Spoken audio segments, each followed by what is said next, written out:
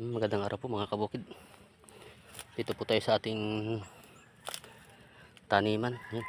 Ito po ating mga maglilinis po tayo. Linisan po natin yung bawat puno. Yan, ito po yung okra. Yan, may bunga pa po siya. Kaya lilinisan po natin yung puno. Yan. Yan, nagtanim po pati tayo ng ito, yung tawag dito sa aming punto ay karlubang o balinghoy. Yan o. Nagtanim po natin. Ito po. Lilinisan po natin. Ano? Ayan, mga puno-punong sampiran doon, nilinisan po natin. Ayan, mga puno-punong okra. Ayan, mga bunga po. Atin po nililinisan. Ito po ating sampiran doon tanim. Ayan, ang huli pong luya na tanim po natin.